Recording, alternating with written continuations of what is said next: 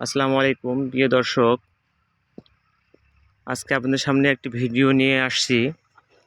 ভিডিওর মূল টপিক হচ্ছে একই জমিতে একই চাষে একই রাসায়নিক সারে এবং একই সেচে দুই ফসল একসঙ্গে চাষের প্রক্রিয়া। আমরা দেখতে পাচ্ছি এক কৃষক ভাই আলুর জমির পাশাপাশি আলুর জমির মাঝেই ভুট্টার চাষ যে পদ্ধতি আমরা এটা দেখতে পাচ্ছি। আলু উত্তোলন শেষ হয়ে গেলেই ভুট্টার গাছ থেকে যাবে এবং ভুট্টা এই জমিতে এই চাষে এই সারেই ভুট্টার ফলন কৃষক ভাই নেবে। তা আমরা দেখতে পাচ্ছি মাঠ ভরা আলু, ভুট্টা বেশ অনেক সুন্দর। আমরা আসছি দিনাজপুর জেলার কাহারোল থানার কান্তজির মন্দির এলাকায়। বেশ সুন্দর লাগতেছে এখানকার প্রকৃতি। আমরা ভিডিওর মাধ্যমে দেখার চেষ্টা করতেছি আপনাদেরকে, আশা করি আপনারা দেখতে পাচ্ছেন। আমরা দেখতে পাচ্ছি এখানে শ্রমিক আমাদের বোনেরা কাজ করছে অনেক সুন্দরভাবে।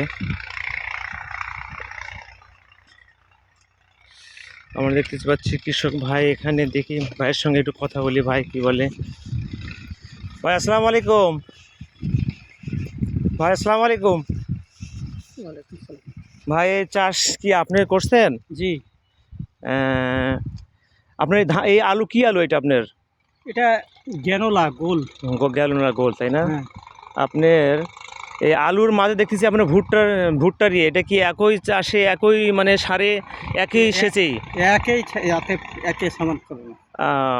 দেখা যাচ্ছে যে আপনার এক জমিতে দুই ফসল একসঙ্গে হচ্ছে। আলু নেওয়ার পরে তারপরে আপনি এর পরিচর্যা শুরু করে দেবেন আবারও, তাই না? এই ভুট্টার কি ফলন আপনাদের কি 100% ফলন আসবে? 100%। মানে আলুরও কোনো কমতি হবে না? না, আলুরও কমতে হয় না, ভুট্টাও কমতে হয়। এই আপনার পদ্ধতিতে আপনি চাষ করেন কতদিন থেকে আপনি? এটা আজকে এই মোটামুটি 4 বছর। 4 বছর। এতে আপনি মোটামুটি লাভবান হয়ে গেছেন, তাই না? যাই হোক, অনেক সুন্দর আপনাদের এই প্রস্তুতি দেখে অনেক ভালো লাগলো।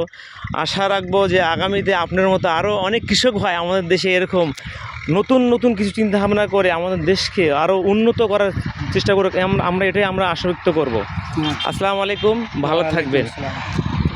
প্রিয় দর্শক, আমরা দেখলাম কৃষক ভাইয়ের আলুর জমিতে ভুট্টার যে অনেক সুন্দর লাগলো। আমরা এটাতে শিখলাম যে আমাদের বাংলাদেশের মাটি কত সুন্দর।